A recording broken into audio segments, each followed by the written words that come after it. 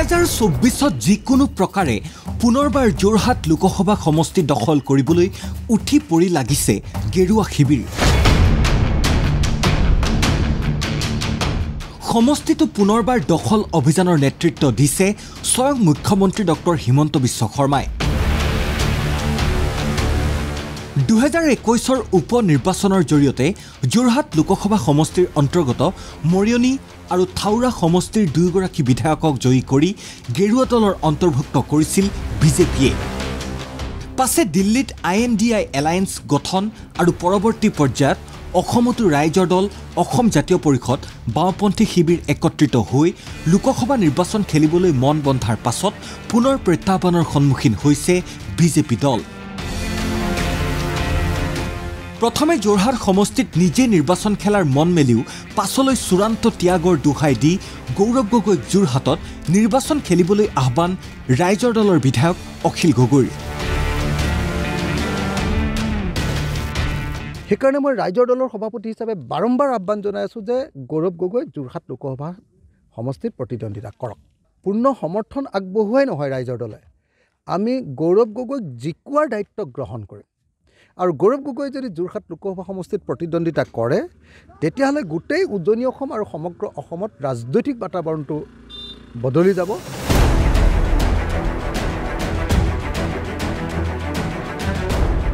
সমান্তৰালকৈ সমষ্টি পুনৰ নিৰ্ধাৰণৰ বিৰোধিতাৰে লুৰিণজ্যোতি গগৈ, অখিল গগৈ আৰু গৌৰৱ গগৈ এই তিনি গগৈয়ে হাতে হাত ধৰি বিজেপিক উজনিৰ পৰা উৎখাতৰ হুংকাৰ দিয়াৰ পাছতেই হঠাৎ পথ পৰিৱৰ্তন ঘটিছে উজনিৰ ৰাজনীতিত।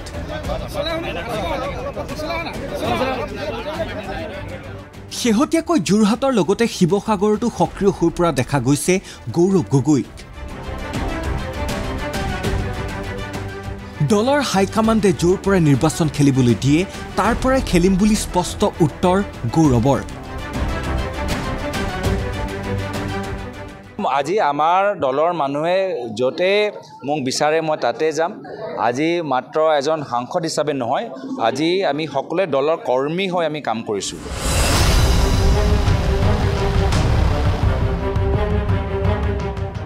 তাৰ পাছৰে পৰা যেন অধিক আগ্ৰাসী হৈ উঠিছে গেৰুৱা শিবিৰ। যোৰহাট লোকসভা সমষ্টিৰ অন্তৰ্গত প্ৰতিটো বিধানসভা সমষ্টি নিৰীক্ষণৰ দায়িত্ব দিয়া হৈছে কেইবাগৰাকীও মন্ত্ৰীক। ইয়াৰ বিপৰীতে বিৰোধী শিবিৰৰ বাবে অক্সিজেন সদৃশ হৈ পৰিছে যোৰহাট লোকসভা সমষ্টিক সাঙুৰি লোৱা ৰাহুল গান্ধীৰ ভাৰত জোড়ো ন্যায় যাত্ৰা। এই যাত্ৰাক সাৰথি কৰি দলটোৰ বাবে একালৰ দুৰ্গস্বৰূপ যোৰহাট লোকসভা সমষ্টি দখলৰ কুচকাৱাজ আৰম্ভ কৰিছে দলটোৱে। এক কথাত ক'বলৈ গ'লে সমষ্টিটোত দলটোৰ সম্ভাৱ্য প্ৰাৰ্থী গৌৰৱ গগৈক বিজয়ী কৰাৰ অভিযানত সন্মুখৰ পৰা যেন নেতৃত্ব দিছে ৰাহুল গান্ধীয়ে। পাছে নিৰ্বাচনত কোন শিবিৰ কিমান আগত থাকিব সেয়া সময়েহে ক'ব।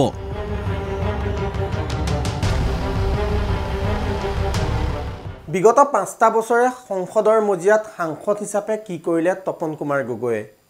আমি থোৰতে আপোনালোকক দেখুৱাই ল'বলৈ লৈছোঁ সাংসদ হিচাপে তপন কুমাৰ গগৈৰ ৰিপৰ্ট কাৰ্ড।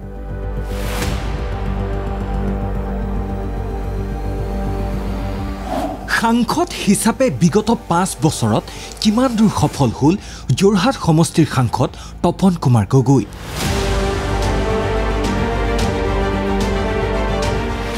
বিত্ত মন্ত্ৰালয়ৰ তথ্য অনুসৰি 2023 চনৰ নৱেম্বৰ পৰ্যন্ত MPLAD পুঁজিৰ 87.40% পুঁজি ব্যয় কৰিছে সাংসদজনে। সাংসদজনৰ পুঁজি ব্যয়ৰ সামগ্ৰিক তথ্য এয়া।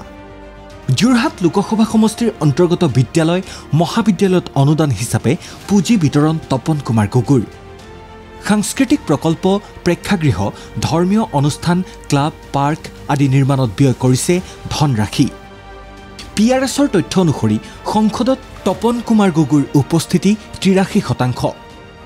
সংসদত সৰ্বমুঠ 11টা বিতৰ্কত অংশগ্ৰহণ কৰিছে সাংসদজনে। সেইসমূহ বিতৰ্ক হ'ল শিৱসাগৰৰ পুৰাতাত্ত্বিক স্থানসমূহৰ উন্নীতকৰণ, ৰেলৱে লেভেল ক্ৰছিঙৰ প্ৰয়োজনীয়তা, শিৱসাগৰৰ পৰ্যটন ক্ষেত্ৰৰ বিকাশ, হলংপাৰ গিবন বনাঞ্চলৰ সংৰক্ষণ, অসম শক্তি প্ৰতিষ্ঠানত বিটেক ডিগ্ৰী প্ৰৱৰ্তন, শিৱসাগৰ সোণাৰী আৰু নামতোলা সাপেখাতী পথৰ উন্নয়ন, চৰাইদেউ জিলাত জৱাহৰ নবোদয় বিদ্যালয় স্থাপনৰ অনুৰোধ, গিবন বন্যপ্ৰাণী সংৰক্ষিত বনাঞ্চলত ব্ৰিজ সম্প্ৰসাৰণ, মঙলদৈ সমষ্টিৰ জনসংখ্যা বৃদ্ধিৰ লগতে অসমত বসবাস কৰা বঙালীভাষীসকলৰ সন্দৰ্ভত আলোকপাত, যোৰহাট দিল্লীৰ পোনপটীয়া যোগাযোগ ব্যৱস্থাৰ অনুৰোধ, 6 জনগোষ্ঠীৰ জনজাতিকৰণৰ দাবী। অৱশ্যে ছাত্ৰৰ ৰাজনীতিত একালত দপদপাই থকা তপন কুমাৰ গগৈক বিগত সময়ছোৱাত সংসদৰ মজিয়াত ৰাইজে দেখিলে বিপৰীত ৰূপত। সংসদৰ মজিয়াত বিগত সময়ছোৱাত তপন কুমাৰ গগৈয়ে সোধা প্ৰশ্নৰ সংখ্যা মাত্ৰ 9টা। এনে পৰিসংখ্যাকেই সাৰথি কৰি হয়তো সমষ্টিবাসীৰ ওচৰলৈ সমৰ্থন বিচাৰি পুনৰবাৰ কাষ চাপিব বিজেপি সাংসদজন।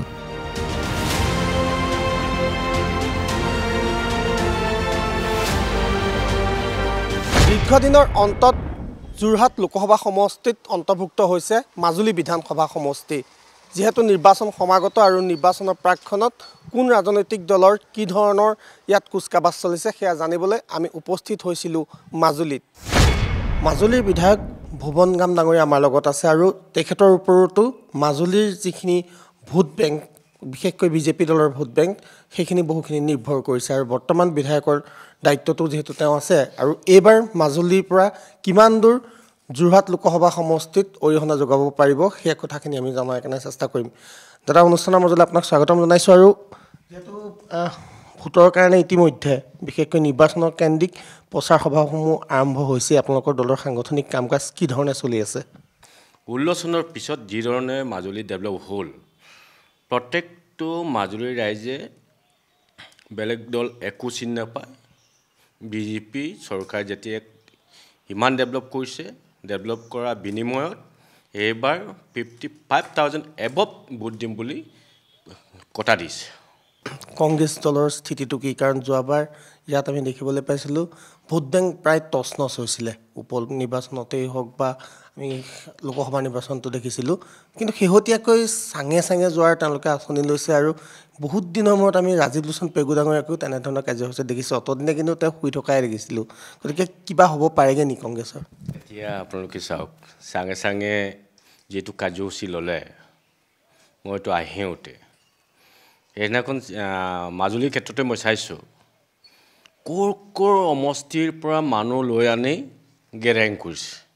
কাৰণ মাজুলীৰ পৰাতো মানুহ নাপায়, দেখিছে লখিমপুৰ, ডেমাৰ, জিডকুৱা, মিচিং মানুহবোৰ লৈ আনিছে। লৈ আনি দেখুৱাইছে যে চাঙে চাঙে কাৰ্যসূচী নিগত মানুহ হৈছে বোলে। একচুৱেলি মাজুলীৰ ৰাইজে কোনো কংগ্ৰেছক গ্ৰহণ নকৰে। কাৰণ এটা কাৰণে 70 বছৰ তেখেতসকলে একো কাম নকৰিলে। সেয়েহে কংগ্ৰেছৰ প্ৰতি আস্থা বিশ্বাস নাই, আস্থাও নাই, বিশ্বাসো নাই কংগ্ৰেছৰ প্ৰতি। গৌৰৱ গগৈ যদি প্ৰাৰ্থী হয় তেনে ক্ষেত্ৰত কিবা পৰিৱৰ্তন হ'ব পাৰে নেকি? কোনো সম্ভৱেই নহয়। কাৰণ মই আপোনাক কৈছোঁ 55,000 এবভ মই মোৰ সমষ্টিৰ পৰাই দিম। ইয়াততো তেখেতটো 5,000 ভোট কালেক্ট কৰিবলৈ যত্ন কৰিবলৈ 5,000 নাপাব পাৰে। কংগ্ৰেছটো জিৰো, আপুনি এইটো ঘূৰি চাইছেই। আৰু মাজুলীৰ প্ৰাক্তন বিধায়ক তথা মন্ত্ৰী ৰাজীৱ লোচন পেগু ডাঙৰীয়া আমাৰ লগত আছে আৰু তেখেতৰ পৰা জানিব বিচাৰিম মাজুলীৰ অন্তৰ্ভুক্তি যোৰহাট সমষ্টিত আপোনালোকৰ কাৰণে এয়া সকাহ নে আৰু অনাগত দিনত এই হৈ পৰিব পাৰে আপোনালোকৰ কাৰণে বুজা? এই মাজুলী যোৰহাট সমষ্টিত থকাটো আজি নতুন নহয় বা প্ৰথম নহয়। ইয়াৰ আগতেও যোৰহাটৰ লগতে মাজুলী আছিল। কাৰণ 71 চনত প্ৰয়াত অসমৰ প্ৰাক্তন মুখ্যমন্ত্ৰী তৰুণ গগৈদেৱ ইয়াৰ পৰা সাংসদ হৈছিল যোৰহাট সমষ্টিৰ পৰা। তেতিয়া মাজুলী যোৰহাট সমষ্টিত আছিল। তাৰপিছত ডিলিমিটেশ্যনত আকৌ এইটো লখিমপুৰলৈ গুচি আহিলে। তেতিয়া ললিত দলে APCCৰ খুব সম্ভৱ সভাপতি আছিল। গতিকে তেতিয়া লখিমপুৰত গুচি আহিল আৰু এতিয়া যোৰহাটত আহিছে। মাজুলীৰ ৰাইজে বেয়া পোৱা নাই। কিন্তু লখিমপুৰ লোকসভা সমষ্টিত ইমান দিন থাকিল যেতিয়া অকণমান সেইটো আছে আৰু বেদনা অলপ থাকি গ'ল কাৰণ এটা ইমান বছৰে একেটা মানে মঞ্চত আছিল পলিটিকেল মঞ্চত এতিয়া আকৌ আমি বেলেগ মানুহৰ লগত থাকিমগৈ এইকাৰণে অকণমান সেইটো ফিলিংটো আছে বাৰু কিন্তু যোৰহাট এটা শিক্ষিত হেৰি হিচাপে বা ডেভেলপড এটা এৰিয়া হিচাপে আমি ভাবিছোঁ যোৰহাট সমষ্টিৰ ভিতৰত মাজুলীয়েই এটা সমষ্টি হ'ব যিটো সমষ্টি অকণমান মানে এফেক্টেড ফ্লাড এফেক্টেড হওক ইৰ'জন এফেক্টেড হওক বা অলপমান পিছপৰা বুলি যদি কওঁ ডেভেলপমেণ্টৰ ফালৰ পৰা তেতিয়া এইখনেই আছে গতিকে আমি অলপমান যোৰহাট সমষ্টিৰ সাংসদগৰাকীৰ পৰা এটা গুৰুত্ব এটা পাম বুলি ভাবি আছোঁ আৰু ৰাইজে কি ধৰণে গুৰুত্ব দিব এইবাৰ কংগ্ৰেছ দলক বিশেষকৈ বিগত নিৰ্বাচনসমূহত যদি আমি চাওঁ তেনেহ'লে ভোটৰ ব্যৱধান যথেষ্ট বেছি আপুনি যোৱাবাৰ প্ৰতিদ্বন্দ্বিতা নকৰিলেও কিন্তু আপুনি যোনবাৰ কৰিছিলে সেইবাৰো দেখিছিলোঁ সৰ্বানন্দ সোণোৱালৰ বিৰুদ্ধে কিন্তু যদিও আপোনালোকৰ ভোট বেংক এটা নিৰ্দিষ্ট আছেই তথাপি কিন্তু সেই সময়ত আপোনালোক পিছ পৰি ৰৈছিল গতিকে এইবাৰ লোকসভা নিৰ্বাচনত শুনি আছোঁ গৌৰৱ গগৈ প্ৰাৰ্থী হ'ব পাৰে তেনে ক্ষেত্ৰত উৎসাহটো কি ধৰণে দেখিছে ৰাইজৰ মাজত একচুৱেলি মাজুলীৰ ৰাইজে বহুত বছৰ উন্নয়ন দেখা নাছিলে তৰুণ গগৈ যেতিয়া মুখ্যমন্ত্ৰী হ'ল 2001 চনত তেতিয়াৰ পৰা অকণমান মাজুলীৰ ৰাইজে উন্নয়ন দেখিবলৈ আৰম্ভ কৰিছে পকা ৰাস্তা মানে হ'বলৈ আৰম্ভ কৰিলে দলং হৈছে পকা ৰাস্তা দলং পকা দলং এই ডেভেলপমেণ্টবোৰ দেখা হ'ল সৰ্বানন্দ সোণোৱাল যেতিয়া তেওঁ ইয়াত প্ৰতিদ্বন্দ্বিতা কৰিবলৈ আহিল তেতিয়া মানুহৰ মনত এটা বেলেগ উৎসাহ এটা আহিছিল যে আমাৰ যিজন প্ৰতিনিধি তেখেত মুখ্যমন্ত্ৰী হ'ব গতিকে মুখ্যমন্ত্ৰী হোৱাৰ লগে লগে এটা ডেভেলপমেণ্টৰ মানে নিশ্চয় এটা ধাৰা আহিব সেইমতে মানুহে উবৰি খাই ভোট দিলে আৰু দ্বিতীয়বাৰো তেওঁক মুখ্যমন্ত্ৰী হিচাপে মাজুলীৰ ৰাইজে আশা কৰিছিল সেইকাৰণে তেওঁক দিলে নহ'লে অইন প্ৰাৰ্থী হোৱাহেঁতেন হয়তো আৰু ৰিজাল্ট বেলেগ হ'লহেঁতেন কিন্তু যাই হওক এতিয়া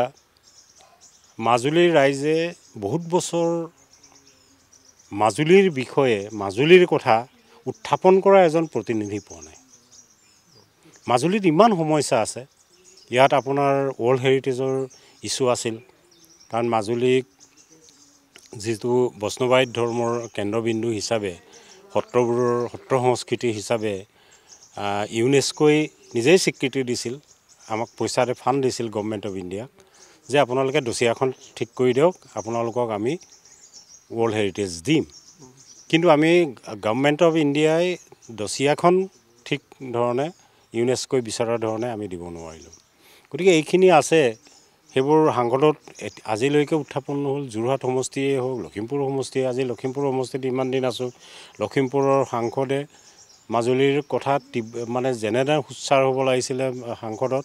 সেইমতে হ'ব পৰা নাই চব নিমাতি কইনাই হৈ আছে ইয়াত এতিয়া গৌৰৱ গগৈৰ যিটো পাৰফৰ্মেঞ্চ সাংসদত যিটো পাৰফৰ্মেঞ্চ বা নেশ্যনেল পলিটিক্সত যিটো তেওঁৰ মানে ভূমিকা সেই ভূমিকাত মানুহ আশাবাদী গতিকে মাজুলীৰ ৰাইজে তেখেতৰ নিচিনা এটা প্ৰতিনিধি মাজুলীৰ পৰা বিচাৰিছে গতিকে আমিও বিচাৰিছোঁ কংগ্ৰেছ দলেও আমিতো বিচাৰিছোঁৱেই যে সাংসদ গৌৰৱ গগৈ তেখেতে যোৰহাট সমষ্টিৰ পৰা প্ৰতিদ্বন্দ্বিতা কৰক আমি এটা যোৰহাটত নতুন সমষ্টিত আমাৰ কাৰণে নতুন সমষ্টি হ'ব গতিকে আমি যেতিয়া নতুন সমষ্টিত সোমাইছোঁ আমাৰ প্ৰতিনিধিজন এটা ভাল প্ৰতিনিধি হ'ব আৰু এইটো গৌৰৱ গগৈ হ'লে আমাৰ কাৰণে আমি বেছি তেখেতক সুখী হ'ম আৰু কিন্তু এনেই পলিটিকেল পৰিৱেশটো যিটো মূল্যবৃদ্ধিয়ে হওক বা দেশখনৰ যিটো অৰ্থব্যৱস্থা দুখীয়াৰ প্ৰতি যিটো বৈষম্যতা এই গোটেইখিনি এতিয়া ক্ষুদ্ৰ ব্যৱসায়ীসকল মৃতপ্ৰায় অৱস্থা মানুহৰ পাৰ্চেচিং কেপাচিটি নাইকিয়া হৈ গৈছে গভৰ্ণমেণ্টৰ সম্পদ যিবোৰ ৰেভিনিউ য'ৰ পৰা আহিব লাগে এইখিনি চব বন্ধ হৈ গ'ল ইভেন GSTৰ কথা আমি যিটো কৈ আছোঁ GST যিমান টকা আহিব লাগে আমাৰ ওচৰলৈ সেই টকাখিনি অহা নাই আমি ধাৰুৱা হৈ গৈ আছোঁ আমাৰ ৰাজ্য চৰকাৰেতো মাহে মাহে আপোনাৰ লোন 1000 কোটি লোন ল'বলগীয়া হৈছে। বিজেপিয়ে কৈ আছে তেওঁলোক মুখ্যমন্ত্ৰীয়ে স্বয়ং কৈছে 1.5 লাখ ভোটত যোৰহাট সমষ্টি জিকিব আৰু মাজুলী বিধায়কগৰাকীয়ে আমাক কৈছে যে 55,000 অধিক ভোটত লিড দিব কংগ্ৰেছে মাত্ৰ 5,000 মানে ভোট পাব। মাজুলীৰ বিধায়কজনে কি কৈছে এইটো আমাৰ কাৰণে বৰ গুৰুত্বপূৰ্ণ কথা নহয়, তেওঁৰ দৃষ্টিভংগীটো অলপ বেলেগ। কিন্তু মাজুলীৰ ৰাইজ কাৰো কিনা গোলাম হৈ থকা নাই। ইয়াৰ মানুহে তেওঁলোকে নিজৰ সিদ্ধান্ত নিজে লয়। এইটো ৰাজীৱ লোচন পেগুৱে বা হিমন্ত বিশ্ব শৰ্মাই বা নৰেন্দ্ৰ মোদীয়ে বা ৰাহুল গান্ধীয়ে ক'লে নহ'ব। ইয়াৰ ভোটাৰ সচেতন, তেওঁলোকে সিদ্ধান্ত ইতিমধ্যে লৈয়ে আছে। মিচিং জনগোষ্ঠীৰ প্ৰতিনিধি হিচাপে মই আপোনাক এটা কথা জানিব বিচাৰিছোঁ, কিমান দূৰ সেই সমস্যাবিলাক সমাধান হৈছে? কাৰণ মিচিং ৰাইজেও বহু ক্ষেত্ৰত ভুক্তভোগী হৈ আছে ভূমিপট্টাৰ সমস্যাৰ পৰা। মিচিঙৰ আটাইতকৈ ডাঙৰ সমস্যাটো হ'ল মিচিং জনগোষ্ঠীৰ যে তেওঁলোক নৈপৰীয়া মানুহ। তেওঁলোকৰ যিটো লিভিং মানে মান্যতা ষ্টেণ্ডাৰ্ড, সেই ষ্টেণ্ডাৰ্ডটো নৈৰ লগতহে খাপ খায়। এইকাৰণে নৈৰ লগতে তেওঁলোক থাকিলে। কিন্তু আজি সেই নৈপৰীয়াৰ কাৰণে চহৰ অঞ্চলৰ কাৰণে আজি তেওঁলোকে পট্টাৰ পৰা বঞ্চিত হৈ আছে ইমান বছৰে। আগৰ চৰকাৰবোৰে ক'লে নৈপৰীয়া মানুহখিনিক আমি যিহেতুকে নৈৰ কোনো মানে মাটিৰ কোনো নিৰাপত্তা নাই, সেইকাৰণে পট্টা দিব পৰা নাই, সেইকাৰণে বন্ধ কৰি ৰাখিলে। এতিয়া বসুন্ধৰাৰ যোগেদি এইবোৰ অ'পেন কৰিম বুলি ক'লে অ'পেনো কৰিলে, কিন্তু এতিয়াও বঞ্চিত হৈ আছে। পট্টা কাকো দিয়া নাই, ইভন উচ্ছেদ চলিয়ে আছে। পট্টাটো দিয়াৰ বদলি তেওঁলোক থকা দখলি য'ত দখল কৰি আছিলে তেওঁলোক ইমান বছৰে, হয়তো 100 বছৰ আছে, তাতকৈও বেছি দিন আছে তেওঁলোকে এই মাটিত দখল কৰি, কিন্তু তেওঁলোকক আজি তাৰ পৰা উচ্ছেদ কৰিছে। 6 শিডিউল দিম বুলি ইমান বছৰে 25 বছৰ 30 বছৰে আন্দোলন কৰা ৰণোজ পেগুহঁতে আজি 25 বছৰ 30 বছৰ আন্দোলন কৰাৰ এতিয়া নিজে বিজেপিত সোমাই আৰামত মন্ত্ৰী হৈ বহি আছে। মিচিংসকলে এতিয়া 6 শিডিউল কি হ'ল বুলি হাবাতৰি খাবলগীয়া হৈছে। মাজুলীৰ এগৰাকী সমাজকৰ্মী ৰঞ্জিত কুমাৰ ভূঞা ডাঙৰীয়া আমাৰ লগত আছে আৰু কিছু কথা তেওঁৰ পৰা জানিব বিচাৰিছোঁ। মাজুলী এই মুহূৰ্তত এইবাৰ নিৰ্বাচনত পৰাই পুনৰবাৰ যোৰহাট লোকসভা সমষ্টিৰ অন্তৰ্ভুক্ত হ'ল লখিমপুৰৰ পৰা আঁতৰি। কিমান দূৰ আশাবাদী আপোনালোকৰ? আগতে হ'বলগীয়া কামখিনি কিমান হ'ল? সমষ্টি সলনি কৰিলেই কিবা যে মাজুলীৰ উন্নয়ন হ'ব সেইটো কথা মই নাভাবোঁ। মাজুলীৰ উন্নয়নৰ প্ৰথম কথা হ'ল সুৰক্ষাটো, যিটো আমাৰ ভৌগোলিক সুৰক্ষা। দ্বিতীয় কথাটো হ'ল যাতায়াত। এটা সমষ্টি উন্নয়নৰ এই দুটা মূল হোতা বুলি আমি ভাবোঁ। এতিয়া সমষ্টি আগতো এই যোৰহাটৰ লগত সমষ্টিটো আমাৰ আছিল। তেতিয়াৰ পৰা যদি এতিয়ালৈকে পৰ্যবেক্ষণ কৰোঁ, এচপৰা ভূমিও ব্ৰহ্মপুত্ৰ খহনীয়াৰ পৰা আমাক ৰক্ষা কৰিব পৰা নাই। গতিকে দ্বিতীয় কথা হ'ল কি, ফেৰী সেৱাটো আপোনালোকে গম পাইছে, মানুহৰ মৃত্যু হৈছে। এই ফেৰী সেৱাটো বাৰে বাৰে আভ্যন্তৰীণ জল পৰিবহণ বিভাগৰ পৰা লেচি হাতত দিবলৈ এটা ষড়যন্ত্ৰ চলিছিল। অৱশ্যে বৰ্তমান ব্যৰ্থ হৈছে। আমাৰ সচেতন নাগৰিক সমাজে এইটো এটা প্ৰবল প্ৰতিবাদ কৰাৰ দৰে হেৰি হৈছে। এইটো তেনেকৈয়ে চলি আছে। কিন্তু আটাইতকৈ উল্লেখযোগ্য যিটো বিষয়, সেই বিষয়টোত এই চৰকাৰে কোনো ধৰণৰ গুৰুত্ব নিদিলে। অৰ্থাৎ মাজুলীৰ যিটো খহনীয়া ৰোধ বা সুৰক্ষাৰ কথাটোত হেৰি নকৰিলে, কোনো ধৰণৰ কথা নকৰিলে। ব্ৰহ্মপুত্ৰ বৰ্ডক ঠিকা এটা দি দিছে, তেওঁলোকে কাম কৰিছে, ঠিকাদাৰ কিছুমান চহকী হৈছে। সোণৰ কণীৰ পৰা হাঁহেই হৈ আছে, এইটো হৈয়ে হৈ আছে, সোণৰ কণীৰ পৰা হাঁহ। এইটো মানে কোনো ইয়াত কোনো বিতৰ্ক নাই যে যিটো ব্ৰহ্মপুত্ৰ বৰ্ডৰ নামৰ যিটো বগা হাতী, সেইটো যেতিয়ালৈকে মাজুলীৰ পৰা আঁতৰ নহয় তেতিয়ালৈকে সুৰক্ষা নহয়, এইটো নিশ্চিত। আপুনি এতিয়া যাওক, ভকত চাপৰিত খহনীয়া হৈ আছে, তেওঁলোক বহি আছে। যোৰহাটক অন্তৰ্ভুক্তক লৈ কিমান আশাবাদী আপোনালোক মাজুলী? এটা কথা ক'ব লাগিব, যোৰহাটেই হওক লখিমপুৰেই হওক, সাংসদজন যদি দক্ষতা সম্পন্ন নহয়, আমাৰ কাম নহয়। কিন্তু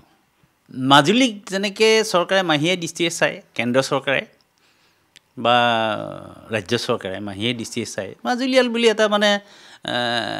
ধাৰণা এটা কৰি লৈ অলপ উপহাস কৰা দেখিবলৈ পোৱা যায়। সেইটো কিন্তু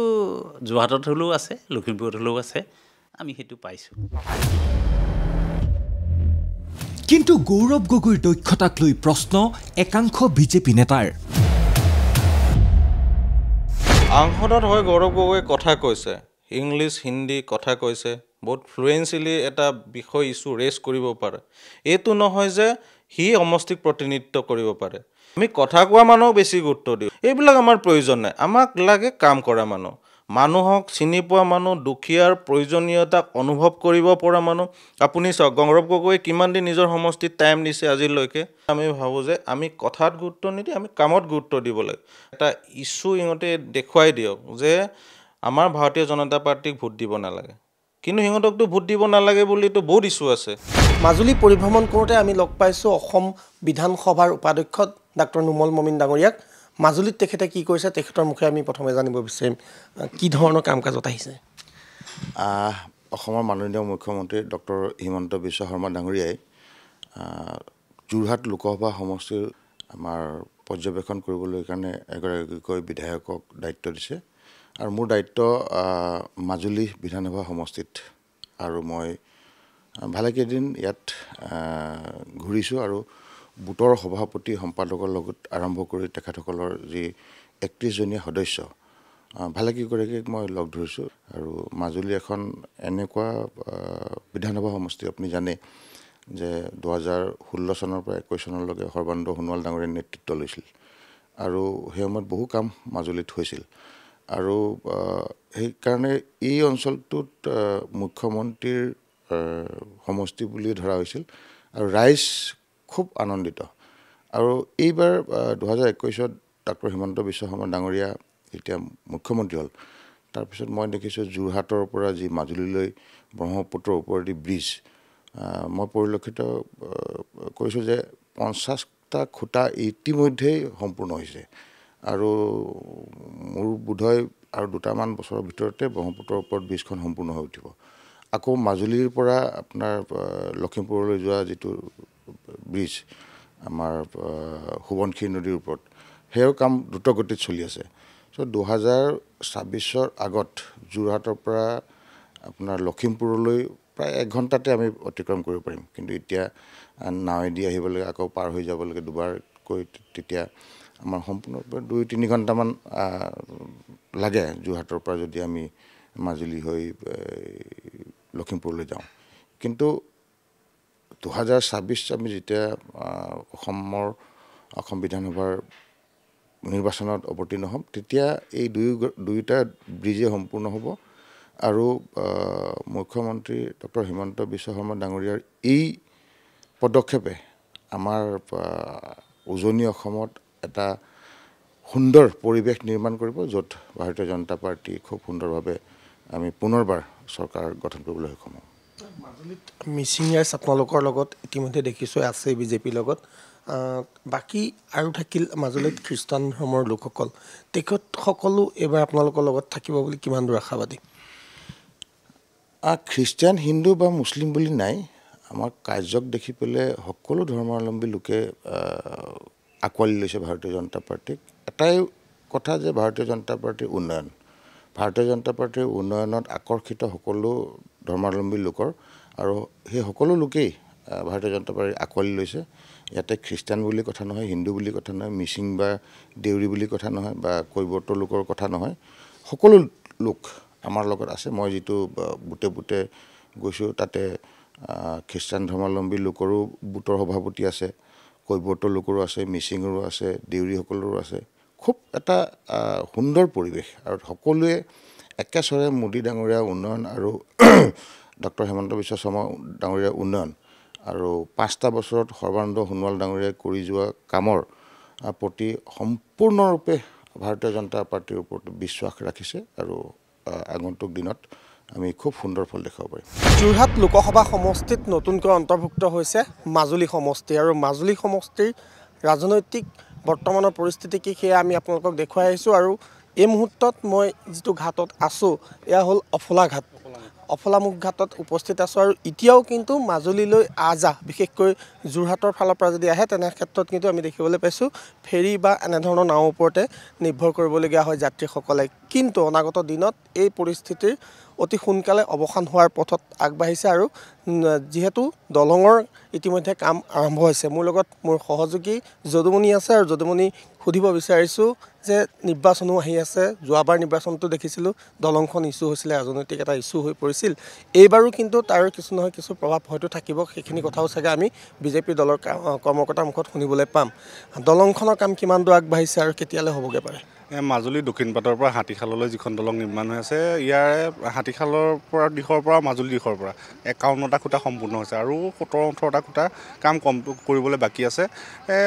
ক'ব লাগিব যে যোৰহাট মাজুলী সংযোগী দলংখন হৈ উঠিলে আচলতে 2024 চনৰ নিৰ্বাচনৰ পিছত যি 26ৰ বিধানসভা নিৰ্বাচন আছে সেই দলংখনে পাৰ হৈ গৈ মুখ্যমন্ত্ৰীয়ে লখিমপুৰত গৈ জলপান খোৱাৰ কথা কৈছিলে যদি সেই ধৰণে যদি কামটো কৰে তেতিয়াহ'লে আগন্তুক দিনসমূহত আচলতে মাজুলীবাসীয়ে 26 চনৰ ভিতৰত এখন দলং পাব যি দুখন দলং লখিমপুৰ ধুনাগুৰিৰ মাজতো এখন দলং নিৰ্মাণ হৈ আছে আৰু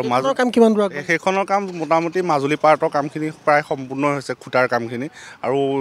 যি ধুনাগুৰি যি সোৱণশিৰি নদীৰ ওপৰত যি দলঙৰ খুঁটাৰ কাম আছে তাৰ এটা খুঁটাৰ কাম আৰম্ভ হৈছে বাকী কাম চলি আছে আৰু এইফালে মাজুলী দক্ষিণপাটৰ পৰা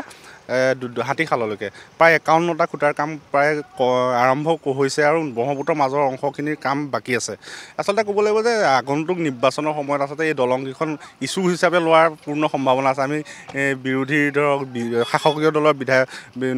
যি উপাধ্যক্ষগৰাকী আছে তেওঁ কৈছে যে আমি দলংখনেৰে যাত্ৰা কৰিম কিন্তু কংগ্ৰেছে চাঙে যাত্ৰা কৰিছে তেনেধৰণৰ প্ৰতিক্ৰিয়া এতিয়া দিয়াৰ আৰম্ভই কৰিছে আচলতে ক'ব লাগিব যে দলংখনৰ প্ৰভাৱ আগন্তুক নিৰ্বাচনত খুব পৰাৰ সম্ভাৱনা আছে এয়াই হ'ল মাজুলীৰ বৰ্তমানৰ বাস্তৱ ছবি আৰু স্বাভাৱিকতে ৰাইজে কাৰ পক্ষত পুনৰবাৰ থিয় দিয়ে তাৰ কাৰণে আমি বাট চাব লাগিব আৰু তেতিয়ালৈ হয়তো চাগে ব্ৰহ্মপুত্ৰৰে বিশাল পানী আৰু বহু বৈ যাব কেৱল যোৰহাটৰে নহয় সমগ্ৰ উজনি অসমৰ অগ্ৰণী শিক্ষানুষ্ঠান জগন্নাথ বৰুৱা মহাবিদ্যালয়ৰ সন্মুখভাগত মই আছোঁ আৰু আমাৰ এই অনুষ্ঠানৰ জৰিয়তে নতুন প্ৰজন্ম অৰ্থাৎ উঠি অহা প্ৰজন্মই তেওঁলোকৰ সাংসদগৰাকীক কেনে হোৱাটো বিচাৰে সেই কথাও আমি জানিবলৈ প্ৰয়াস কৰিম আৰু তেওঁলোকৰ পৰা জানিবলৈ চেষ্টা কৰিম বৰ্তমানৰ সাংসদগৰাকী আৰু ভৱিষ্যতে যি লোকসভাৰ ৰণ আছে তাত কি ধৰণৰ প্ৰতিদ্বন্দ্বিতা হ'ব তেওঁলোকে কেনেধৰণৰ সাংসদ আশা কৰে আৰু সাংসদগৰাকীৰ পৰা উঠি অহা প্ৰজন্মই প্ৰকৃততে বিচাৰে কি সেয়াও আমি আপোনালোকক জনোৱাৰ প্ৰয়াস অব্যাহত ৰাখিম মোৰ নাম শাকাংক্ষা ঘোষ কোন জেগাত ঘৰ নিৰ্মল চাৰিআলি লাষ্ট টাইম যেতিয়া নিৰ্বাচন হৈছিলে ভোট দিছিলা নেকি নাই তেতিয়া আমি মানে এজ হোৱা নাছিলে এতিয়া দিম এইবাৰ প্ৰথমবাৰ ভোট দিম এইটো মানে আমাৰ ষ্টুডেণ্টছৰ কাৰণে কৰিব লাগে দুখীয়া মানুহকেইটাক সহায় কৰিব লাগে তো আমি দেখিবলৈ পাইছোঁ যে আমাৰ বৰ্তমানৰ সাংসদ তপন কুমাৰ গগৈ মানে আপোনাৰ লোকসভা সমষ্টিত বিশেষকৈ বহুতখিনি কাম কৰিছে আমি দেখিবলৈ পাইছোঁ মানে তেখেতে সাংসদত ধৰি লওক 2-এটা কথা উপস্থাপন কৰিব পৰা নাই কিন্তু ফিল্ড ৰিপৰ্টটো যদি আমি তেখেতৰ চাওঁ ফিল্ড ৰিপৰ্টত আমি তেখেতৰ যথেষ্ট কাম আমি কৰা দেখিছোঁ গৌৰৱ গগৈ এজন খুব ভাল সাংসদ আমি দেখিছোঁ তেওঁৰ স্পষ্টতা আচলতে তেওঁ সংসদৰ মজিয়াত খুব সুন্দৰভাৱে তেওঁ স্পষ্টভাৱে নিজৰ যিখিনি বক্তব্য আছে সকলো দাঙি ধৰিব পাৰে আৰু অসমীয়া ৰাইজৰ হৈ পেলাই তেওঁ সদায় মাত মাতি আহিছে সেইটো কাৰণে আমি তেওঁ যদি যোৰহাট লোকসভা সমষ্টিৰ পৰা প্ৰাৰ্থিত্ব আগবঢ়ায় আমাৰ নিজৰ বাবে ভাল আমি আচলতে ছাত্ৰ ছাত্ৰী হিচাপে এনেকুৱা এজন সাংসদ বিচাৰোঁ যোন আচলতে ভোকেল হওক যাৰ ভোকেল কেপাচিটিটো থাকক যাতে সংসদত বহি পেলাই তেওঁ মৌনৱতা ধাৰণ কৰি থকা এজন সাংসদ আমি কেতিয়াও নিবিচাৰোঁ আৰু আচলতে শুই থকা সাংসদ আমাক নালাগে আমি যোৱা 4টা বছৰে দেখিছোঁ তপন কুমাৰ গগৈ আচলতে এক প্ৰকাৰ শুই আছে গৌৰৱ গগৈ একমাত্ৰ এজন নেতা আছে যিজনে আচলতে বিজেপিক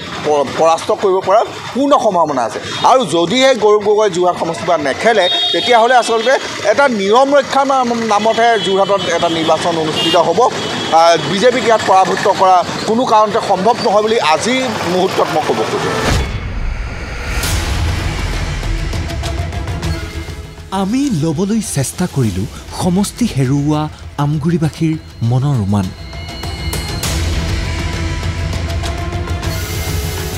এই সময়ত আমি প্ৰত্যেকেই বিচাৰিম আমাৰ এজন যোগ্য সাংসদ লাগে যিজনে আমাৰ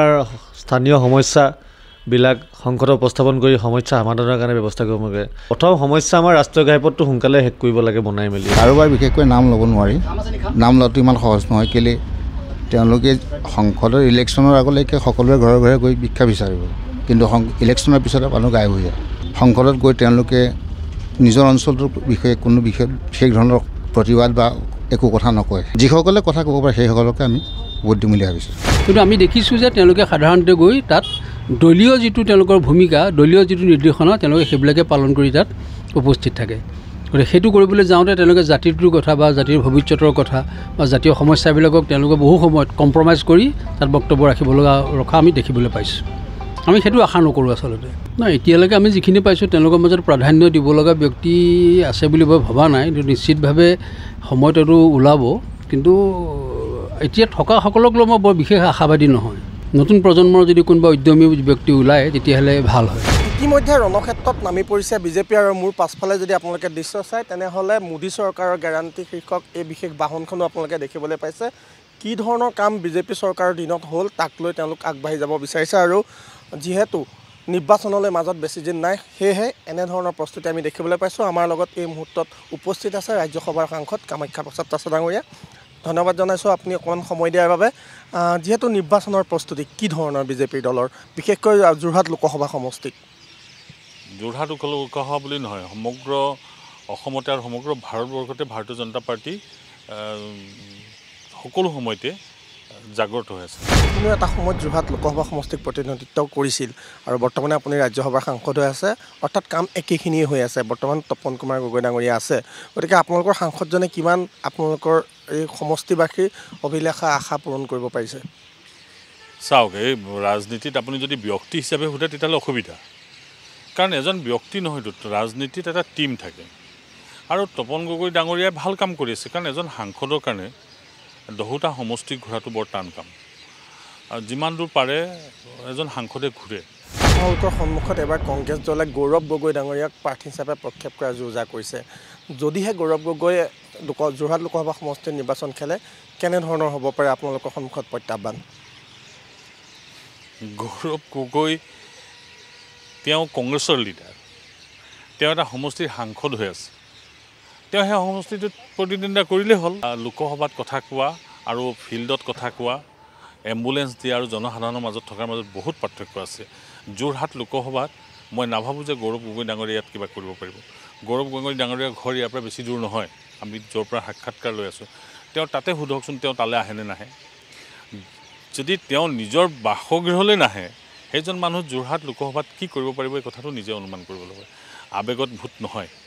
লোকসভাত ভাষণ দি যদি ভাষণটো দিয়াৰ পিছত যদি মানুহে ভাবে যে বহুত ডাঙৰ কাম কৰিলে তেতিয়াহ'লে অসুবিধা হ'ব বিৰোধীত থাকিলে বহুত কথা ক'ব পাৰি মই নাভাবোঁ যে গৌৰৱ গগৈ ডাঙৰীয়াত ফেক্টৰ হয় যোৰহাটৰ জনসাধাৰণ যথেষ্ট জ্ঞানী তেওঁলোকে সকলো হিচাপ নিকাচ কৰে কেন্দ্ৰত যিহেতু প্ৰধানমন্ত্ৰী ডাঙৰীয়া আকৌ এবাৰ প্ৰধানমন্ত্ৰী হিচাপে অধিষ্ঠিত হ'ব আৰু ৰাজ্যত যিহেতুকে মাননীয় হিমন্ত বিশ্ব শৰ্মা ডাঙৰীয়া আৰু 3 বছৰ কাল তেওঁ সাংসদ হৈ মুখ্যমন্ত্ৰী হৈ থাকিব তেতিয়া আৰু বেলেগ কথা চিন্তা ৰাইজে নকৰিব শাসকীয় পক্ষৰ বিৰুদ্ধে বিৰোধী পক্ষ এটা আৰু এটা নতুন ইছ্যু উলিয়াইছে 3 গগৈ ভাৰ্চেছ ছিংগুল গগৈ এই কথাটো আচলতে গগৈ নে বিৰোধী জাতিত কিয় বা ৰাজনীতি কৰে উজনি অসমত তেওঁলোকে এটা অসমত অকল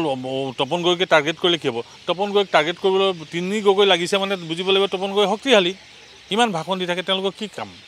তেওঁলোকে আহি মানুহক দিয়ক না অৰুণোদয় তেওঁলোকে আহি মানুহৰ মাটি পট্টা দিয়ক তেওঁলোকে আহি পেলাই মানুহৰ লগত দুখে সুখে মিলক নিজৰ ঘৰলৈকে নাযায় তেওঁলোকে আকৌ কিহৰ ৰাজনীতি কৰিব যাওক না গাঁৱলৈ চাহ জনগোষ্ঠীৰ সমস্যা আৰু বিশেষকৈ আহোমসকলক জনজাতিকৰণৰ যিটো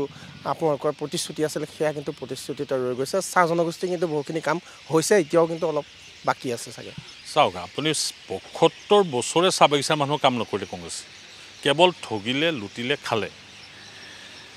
এই মানুহখিনিক ইমান সোনকালে আপুনি ঠিক কৰি দিব পাৰিব নেকি চাহ বাগিচাৰ দৰমহা কেতিয়াও কংগ্ৰেছৰ দিনত টকাতকৈ বঢ়াই নাছিলে টকাটো নাছিলে পইচাত আছিল এইটো এতিয়া 100 টকাতকৈ ওপৰলৈ গ'ল গতিকে লাহে লাহে ছ'চাইটিটো ভাল কৰিব লাগিব চাহ বাগিচাৰ মানুহক লৈ পেলাই তেওঁলোকে বহুত দিন ৰাজনীতি কৰিলে এই ৰাজনীতি আৰু নিশ্চিতভাৱে এলাউ নকৰে মানুহে সেইকাৰণে আপোনালোকে দেখিছে বিভিন্ন ঠাইত চাহ বাগিচাৰ মানুহবিলাকে যোগদান কৰিছে আৰু কংগ্ৰেছে এই কথাটো কৰিলে বহুত তেওঁলোকে আকাশত চাং পতা হ'ব যে চাহ বাগিচাৰ মানুহবিলাকে তেওঁলোকক ভোট দি দিব আৰু আহোম জনগোষ্ঠী বুলি কথা নাই 6 জনগোষ্ঠীৰে জনজাতিকৰণৰ বিষয়টো আছে আমাৰ চৰকাৰখনে যদি জনজাতিকৰণ দিয়ে আমাৰ কাৰণে ভাল কি কাৰণে ভাল আমি যিটো জাতি ভেটি মাটিৰ কথা কৈছোঁ জনজাতিকৰণে সেইটো ৰখাব কিন্তু আইনগতভাৱে ৰেজিষ্টাৰ জেনেৰেল অফ ইণ্ডিয়াৰ পৰা আৰম্ভ কৰি যিবিলাক ব্যৱস্থা আছে জনজাতিকৰণৰ ক্ষেত্ৰত এই ক্ষেত্ৰত আইনীভাৱে কিছু বাধা আছে আৰু তাৰ যিটো ৰিজাৰ্ভেশ্যন পলিচি আছে ৰিজাৰ্ভেশ্যন পলিচিটো ক'ৰবাত বাধা আছে এই আইনী ব্যৱস্থাবিলাক নাইকিয়া কৰিবৰ কাৰণে নিশ্চিতভাৱে সময় লাগিছে এইটো ৰাজনীতি নহয় বিজেপি নিৰ্বাচনী কৌশল আমি পৰিৱৰ্তিত অৱস্থাত পৰিৱৰ্তন হৈ থকা দেখিছোঁ। এইবাৰ 5 ৰাজ্যৰ নিৰ্বাচনটো দেখিছোঁ কেন্দ্ৰীয় মন্ত্ৰীক আনি বিধায়ক পদৰ বাবে তেওঁলোকে নিৰ্বাচনত অৱতীৰ্ণ হ'বলৈ সুযোগ দিছে বা তেওঁলোকক হ'বলৈ নিৰ্দেশ দিছে। একেধৰণে আপুনি যদিও ৰাজ্যসভাৰ সাংসদ হৈ আছে, যদিহে নিৰ্বাচনৰ প্ৰেক্ষাপটটো চোৱা যায় তেনেহ'লে আপোনাকো লোকসভা নিৰ্বাচনত যদি ৰণত নমাৰ নিৰ্দেশ দিয়ে কি হ'ব তেতিয়া আপোনাৰ চিন্তা? তেনেকুৱা সম্ভাৱনা নাই, কাৰণ যিসকল সাংসদ হৈ আছে আজি আমাৰ ভাৰতীয় জনতা পাৰ্টীৰ অসমত, তেওঁলোকে সকলোৱে কেপেবল আৰু তেওঁলোকে সকলোৱে ভাল কাম কৰিছে। গতিকে মই নাভাবোঁ যে প্ৰাৰ্থীৰ ৰিপ্লেচমেণ্টৰ কথা আহিব। আৰু মোৰ যিহেতু 25লৈকে সদস্য পদ মই সাংসদ হৈ থাকিম, গতিকে বহুত বেছি কথা ভাবিলে ভুল হ'ব আৰু একেজন মানুহকে নমাব বুলি ভাবি থাকিলে ভুল হ'ব। কাৰণ বহুত নতুন মানুহ আছে, তেওঁলোকে সুবিধা পাব আৰু মই এই ক্ষেত্ৰত কোনো ধৰণৰ চিন্তা ভাৱনাও নাই। মোৰ বহু মানুহ আছে, বহুত টেলেণ্টেড মানুহ আছে, মোতকৈ বহুত জনা মানুহ আছে।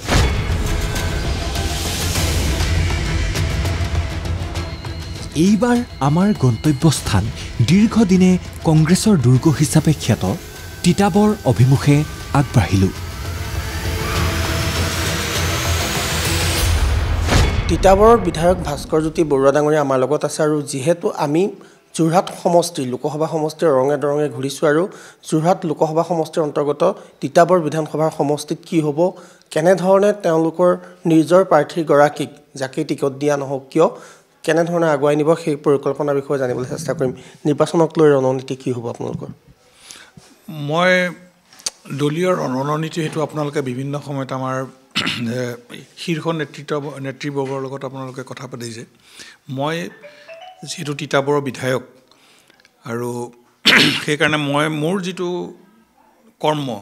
মোৰ কৰ্ম হৈছে ৰাইজক মই সহায় কৰিব লাগে, ৰাইজৰ কাম কৰিব লাগে, সমষ্টিটোৰ উন্নয়ন কৰিব লাগে। গতিকে মই সমষ্টি উন্নয়নৰ কাৰণে মই দিনে ৰাতিয়ে মই লাগি আছোঁ আৰু জনপ্ৰতিনিধি হিচাপে তেওঁৰ এটা ধৰ্ম যে ৰাইজৰ ওচৰলৈ তেখেত যিকোনো সময়ত ৰাইজৰ লগত থাকিব লাগে। গতিকে ৰাইজে যেতিয়াই মোক যেনেকৈ য'ত মাতিছে মই ৰাইজৰ ওচৰলৈ গৈছোঁ। লগতে আমাৰ প্ৰয়াত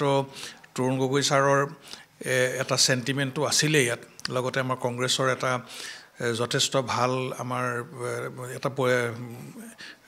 মানে দলটো খুব ইয়াত স্থিতিটো খুব মজবুত আৰু আমাৰ যিসকল আমাৰ কৰ্মী সেইসকলেও খুব ভালকৈ দলটো ৰাখিছিলে।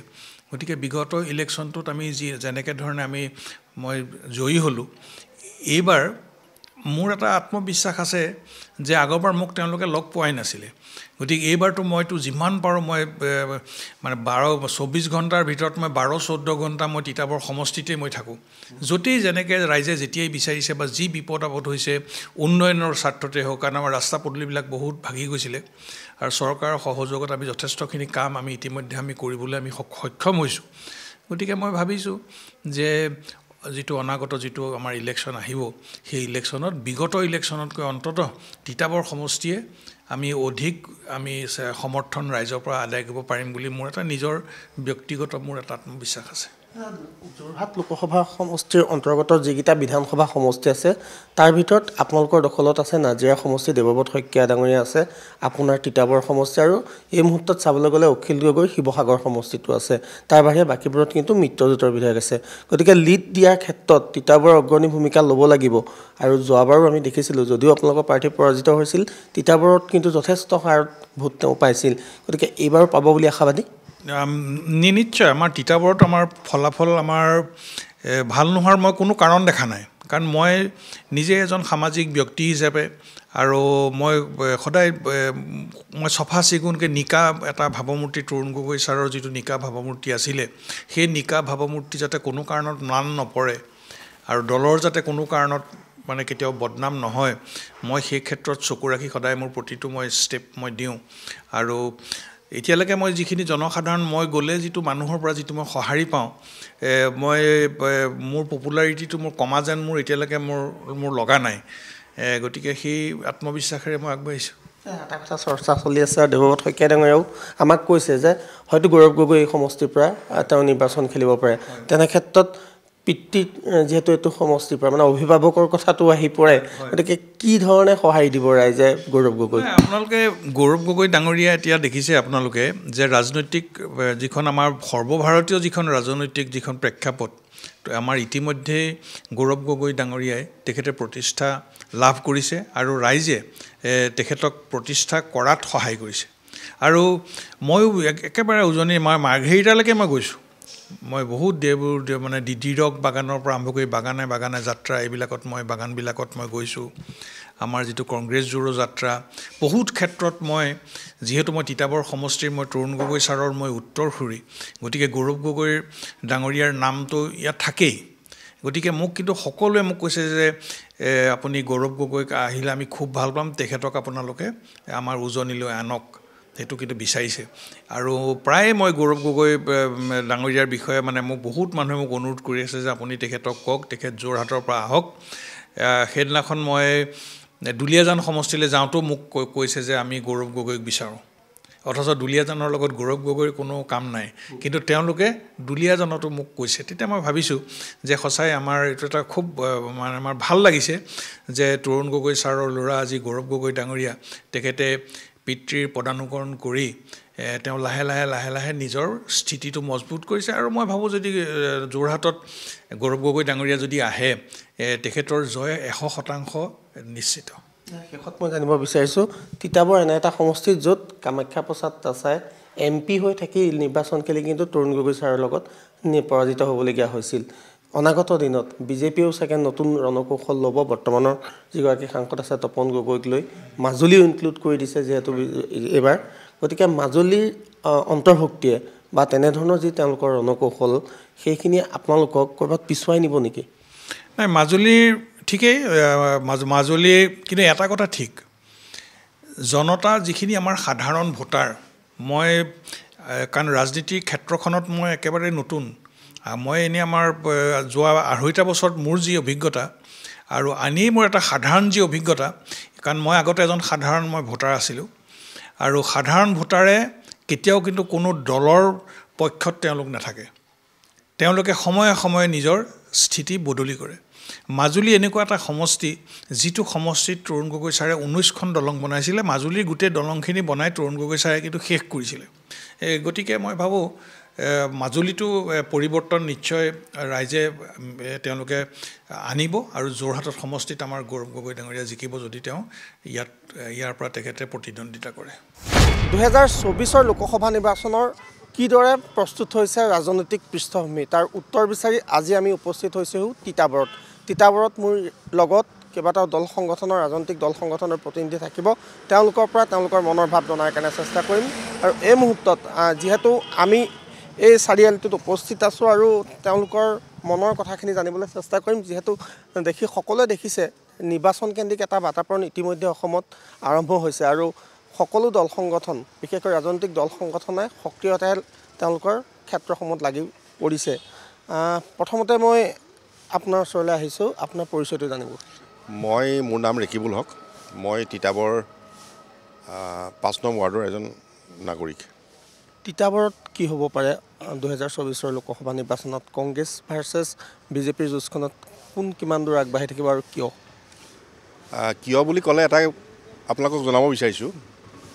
যে 1947 চনৰ বা 2021 চনলৈকে অসম বিধানসভা আপোনাৰ নিৰ্বাচন টোটেল 16টা হ'ল এই 16টা নিৰ্বাচনত তিতাবৰ বিধানসভা সমষ্টিৰ পৰা 12টা নিৰ্বাচনে কংগ্ৰেছৰ দখলত আছে 4টা নিৰ্বাচনহে অন্যান্য ৰাজনৈতিক দললৈ গৈছে এতিয়া গোটেই ৰাজনীতি প্ৰেক্ষাপটটো আপুনি তিতাবৰৰ গাঁথনিটো এটা কথা এতিয়া আজি তাৰিখত প্ৰমাণ হৈছে যে অতীজৰ পৰাই এই সমষ্টিটো কংগ্ৰেছৰ দখলতে আছে আৰু বৰ্তমান আছে ভৱিষ্যতেও থাকিব কেনেকৈ থাকিব আপুনি চিন্তা কৰক 2021 চনৰ নিৰ্বাচনত কেন্দ্ৰত বিজেপি চৰকাৰ অসমত বিজেপি চৰকাৰ তৎসত্ত্বেও আমাৰ তিতাবৰত কংগ্ৰেছৰ ভাস্কৰজ্যোতি বৰুৱা ডাঙৰীয়ে প্ৰায় 13,306টা ভোটত জয়ী হ'বলৈ সক্ষম হৈছে গতিকে চৰকাৰ থকা অৱস্থাত আজি চৰকাৰ কেন্দ্ৰীয় চৰকাৰ আৰু ৰাজ্য চৰকাৰ বিজেপিৰ শাসিত তেওঁলোকৰ অৱস্থাটো কি হৈ আছে গোটেই ভাৰতবৰ্ষৰ ৰাইজে জানে কিন্তু তেতিয়াহ'লে সেই পৰিপ্ৰেক্ষিততে আপোনাক জনাব বিচাৰিছোঁ অহা 24ৰ লোকসভা নিৰ্বাচনত কংগ্ৰেছ দলে তিতাবৰ বিধানসভা সমষ্টিৰ পৰা অধিক সংখ্যক ভোটৰ ব্যৱধানত আমি লোকসভা সমষ্টিৰ সাংসদজনক জয়ী কৰাই পঠাব পাৰিম লগত আৰু কথা পাতিম মই এগৰাকী মহিলা প্ৰতিনিধি দেখিছোঁ বাইদেউ আপোনাৰ পৰিচয়টো জানিব বিচাৰিছোঁ মই তিতাবৰ ব্লক কংগ্ৰেছৰ মহিলা ছেক্ৰেটাৰী হিচাপে আছোঁ আৰু আমাৰ তিতাবৰত কংগ্ৰেছৰ খুবেই ভাল আমি মানুহৰ পৰা বহুতে সহায় পাইছোঁ এতিয়া আমাৰ যি দুৰ্নীতি চলি আছে দাম বস্তুৰ দাম আৰু যেনেকৈ মানুহক মানে সৰল মানুহক অৰুণোদয় আঁচনি দি পেলাই এটা চাইডে অৰুণোদয় আঁচনি দিছে আৰু এটা চাইডে বস্তুবিলাকৰ দাম বঢ়াই পেলাই মানুহক জোৰদাৰ কৰিছে আমি ভাবোঁ আমাৰ এবাৰ কংগ্ৰেছ চৰকাৰ আহিব কি ধৰণৰ ৰাজনৈতিক প্ৰেক্ষাপট আপুনি দেখিছে পৃষ্ঠভূমি কি ধৰণে তৈয়াৰ হৈছে বিশেষকৈ শাসকীয় পক্ষ আৰু কংগ্ৰেছৰ মাজত আচলতে এটা কথা আমি ক'ব লাগিব যে এটা বৰ পৰিতাপৰ বিষয় যিহেতু তিতাবৰ সমষ্টিটো উন্নয়নৰ নামত সম্পূৰ্ণৰূপে এটা জিৰ' সমষ্টি বুলি আমি ক'ব বিচাৰোঁ যিহেতু তিতাবৰত বিভিন্ন ধৰণৰ সমস্যাৰে জৰ্জিত এটা সমষ্টি আজি আপুনি তিতাবৰৰ ৰাস্তা পথকে আমি আৰম্ভ কৰি কৃষি জলসিঞ্চনৰ অৱস্থা চিকিৎসা সকলো ক্ষেত্ৰতে আমি হাতী মানুহৰ সংঘাত এটা বিভিন্ন ধৰণৰ সমস্যাৰ জৰ্জিত এটা অঞ্চল এই অঞ্চলটোত বিজেপি চৰকাৰে হওক বা কংগ্ৰেছৰ চৰকাৰে হওক আমি কোনো দলৰ বা কোনো পাৰ্টিৰ কথা ক'ব নাযাওঁ কিন্তু পৰাপক্ষত আমি তিতাবৰৰ সৰ্বসাধাৰণ ৰাইজ হিচাপে আমি এই সমস্যাসমূহ আজি বহু দিনৰ পৰা ভুগি আহিছোঁ কিন্তু এই সমস্যাসমূহ সমাধানৰ ক্ষেত্ৰত কংগ্ৰেছেই হওক বিজেপিয়ে হওক বা এজিপিয়ে হওক বা বাকী জাতীয় পৰিষদে হওক এই সমস্যাৰ ক্ষেত্ৰত বা প্ৰত্যক্ষভাৱে মাত মতাৰ ক্ষেত্ৰত আজিলৈকে কোনো ধৰণৰ প্ৰেক্ষাপট আমি দেখি নাপালোঁ দাদা মই এটা কথা আপোনাৰ পৰা জানিব বিচাৰিছোঁ সন্মুখত যদি তপন গগৈ ভাৰ্চেছ তৰুণ গগৈৰ পুত্ৰ গৌৰৱ গগৈ হয় তেনেহ'লে এটা কথা মানুহে কৈছে যে সবল কণ্ঠ হিচাপে সংসদৰ মজিয়াত সাংসদ হিচাপে আগবাঢ়ি থাকিব পাৰে গৌৰৱ গগৈ কিমান সম্ভাৱনা গৌৰৱ গগৈৰ কথা যদি আপোনালোকে আজিৰ তাৰিখত মই ক'বলৈ যাওঁ গৌৰৱ গগৈ এনেকুৱা এজন ব্যক্তি আৰু তপন গগৈৰ লগত যদি কম্পেয়াৰ কৰা যায় কাৰণ তপন গগৈ এজন সাংসদ গতিকে কম্পেয়াৰটো এনেকৈ তুলনামূলকভাৱে কম্পেয়াৰ কৰিলেতো বেয়া কথা হ'ব গতিকে তেখেতৰ আৰু গৌৰৱ গগৈৰ মাজত আজিৰ তাৰিখত ভাৰতবৰ্ষৰ নাগৰিকে আকাশ পাতাল ডিফাৰেঞ্চ এটা কৰিছে কেলেই গৌৰৱ গগৈ কোন স্তৰৰ এজন নেতা আৰু আমাৰ তপন গগৈ কোন স্তৰৰ এজন নেতা কাৰণ তেখেতে যোৱা 5টা বছৰত বিশেষকৈ মই তিতাবৰতে কৈছোঁ কি উন্নয়ন কৰিলে আপুনি যদি গাঁৱে গাঁৱে যদি অলপ ছাৰ্ভে এটা কৰে আমাৰ নিচিনা মানুহক নুসুধি পেলাই তেতিয়া জল পটপটকৈ আপুনি গম পাব আৰু গৌৰৱ গগৈৰ লগত আজিৰ তাৰিখত গৌৰৱ গগৈ অকল কংগ্ৰেছ দলেই বিচৰা নাই গৌৰৱ এজন বলিষ্ঠ এজন সাংসদ কণ্ঠ আছে তেওঁ গোটেই অসমৰ জ্বলন্ত সমস্যাবিলাক সংসদৰ মজিয়াত ভাল ধৰণে উপস্থাপন কৰিব পাৰিছে আৰু দেখা যায় বৰ্তমান তেখেতে কংগ্ৰেছ দলৰ একেবাৰে গান্ধী পৰিয়ালৰ ভিতৰত বা CWC যে কমিটিৰ ভিতৰত এজন সোঁহাতস্বৰূপ হৈ পৰিছে গতিকে আমি দেখা যায় যদি গৌৰৱ গগৈ যোৰহাট লোকসভা সমষ্টিৰ পৰা আমি জয়ী কৰি পঠিয়াব পাৰোঁ তেতিয়া আজিৰ তাৰিখত যদি ইণ্ডিয়া এলায়েন্স জয়ী হয় তেতিয়াহ'লে গৌৰৱ গগৈ আমি আশা কৰিব পাৰোঁ এজন একেবাৰে ওচৰৰ মানুহ হিচাপে কেন্দ্ৰীয় চৰকাৰৰ এজন কেন্দ্ৰীয় মন্ত্ৰী হোৱাৰ আমি আশা কৰিছোঁ আৰু হ'বও গতিকে তাৰ পৰিপ্ৰেক্ষিতত যদি তপন গগৈ সেই হিচাপে যায় তপন গগৈ আৰু আমাৰ গৌৰৱ গগৈৰ মাজত আকাশ পাতাল ডিফাৰেঞ্চ সেইটোৱে হ'ব বৰ্তমান গৌৰৱ গগৈ গোটেই যোৰহাট লোকসভা সমষ্টিৰ পৰা জাতি ধৰ্ম বৰ্ণ নিৰ্বিশেষে অৰাজনৈতিক দল সংগঠনে সকলোৱে গৌৰৱ গগৈৰ ওপৰত আশা কৰিছে তেওঁ আহক আমি সকলোৱে আদৰি ল'ম আৰু 24ৰ লোকসভা নিৰ্বাচনত বৃহৎ ব্যৱধানত তেখেতক জয়ী কৰি পঠিয়াম উপস্থিত আছে হেমন্ত কলিতা ডাঙৰীয়া দাদা যোৰহাটৰ কি ধৰণে আপোনালোকৰ প্ৰস্তুতি চলিছে আমি যোৰহাট জিলাৰ 4টা সমষ্টি আৰু এই 4টা সমষ্টিতে বিশেষভাৱে পৰিকল্পনা আমি হাতত লৈ নিৰ্বাচনৰ বাবে আমি সন্মুখীন হ'বৰ বাবে আগবাঢ়িছোঁ আৰু তেনেধৰণে আমি যি ধৰণেৰে ভাৰতীয় জনতা পাৰ্টিত এটা শ্লোগানেই আছে মেৰা বুথ সবচে মজবুত আৰু সেই বুথক শক্তি আমি আহৰণ কৰিবৰ কাৰণে এটা বিশেষভাৱে আৰু প্ৰণালীবদ্ধভাৱে পদ্ধতিগতভাৱে আমি কাৰ্যব্যৱস্থা হাতত লৈছোঁ সন্মুখত প্ৰতিদ্বন্দ্বী কোন হ'ব সেয়াও এই মুহূৰ্তত ডাঙৰ প্ৰশ্ন হৈ পৰে আপোনালোকৰ সন্মুখত প্ৰতিদ্বন্দ্বী হিচাপে সৰ্বত্ৰ চৰ্চা হৈছে যে গৌৰৱ গগৈয়ে হয়তো আপোনালোকৰ প্ৰাৰ্থীৰ বিৰুদ্ধে প্ৰতিদ্বন্দ্বিতাত অৱতীৰ্ণ হ'ব গৌৰৱ গগৈ হ'লে আপোনালোকৰ ৰণকৌশল কি হ'ব বা ক'ৰবাত নহয় ক'ৰবাত আপোনালোকে নিজৰ মাজতো খুদনি আছে নেকি আমাৰ এই সম্পৰ্কে খুদনিৰ কোনো প্ৰশ্ন নাই ভাৰতীয় জনতা পাৰ্টি আজি ভাৰতবৰ্ষৰ সকলোতকৈ সংগঠিত ৰাজনৈতিক দল আৰু অসমতো বা যোৰহাট জিলাতো ই পিছ পৰি থকা নাই যোৱা সময়সমূহত আমি অতি আধুনিক চিন্তাৰ মাজত বিজ্ঞানসন্মত ধাৰণাৰ মাজত নতুন প্ৰযুক্তিৰে আমি দলৰ তৃণমূল স্তৰৰ পৰা আমি দলক বিভিন্ন কৰ্মসূচীৰ জৰিয়তে দলক আগবঢ়াই লৈ যাবলৈ চেষ্টা কৰা হৈছে আৰু বিশেষকৈ যোৱা সময়সমূহৰ চৰকাৰৰ জনকল্যাণমুখী আঁচনিসমূহে ৰাইজৰ মাজত অতি এটা বিশেষভাৱে ক্ৰিয়া কৰিছে যে সকলোৱে অনুভৱ কৰিছে যে এই চৰকাৰখনে কেনেধৰণেৰে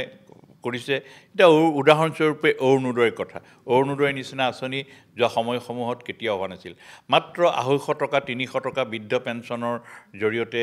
মানুহ যি সময়ত সেই 300 টকা পাবলৈও কোনোবা পঞ্চায়তৰ কোনোবা বিষয় বিভাগ উপঢৌকন দিবলগীয়া হৈছিল কিন্তু এতিয়া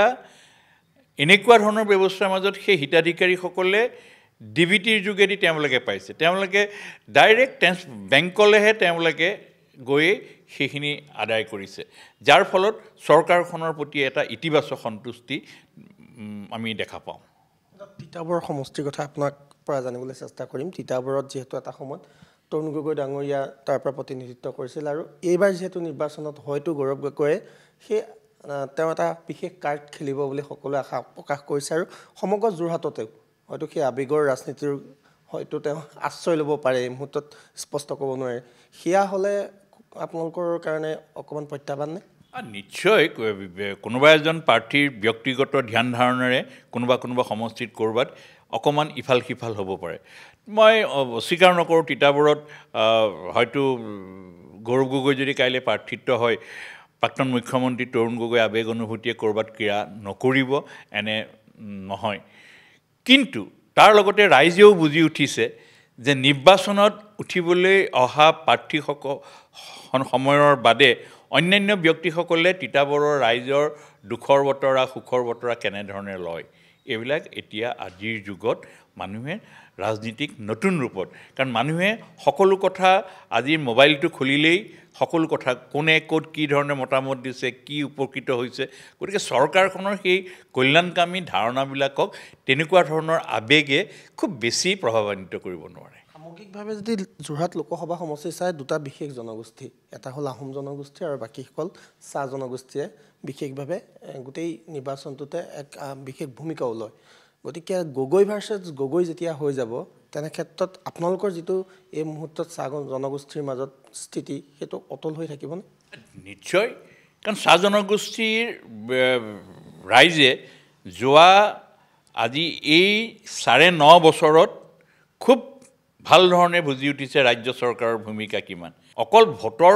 আশাত নহয় চাহ বাগিচাৰ জনজীৱনক মানুহক এটা নতুন ৰূপ দিবলৈ ভাৰতীয় জনতা পাৰ্টিয়ে প্ৰয়াস কৰিছে এই কথা চাহ বাগিচা ৰাইজে অনুভৱ কৰিব পাৰিছে সেইটো প্ৰশ্ন মাজুলী আপোনালোকৰ কাৰণে বোনাছ নিশ্চয় কাৰণ মাজুলীৰ আমি বোনাছ মানে আমি অকল মাজুলীয়েই নহয় আমি যিটো দেৰগাঁৱৰ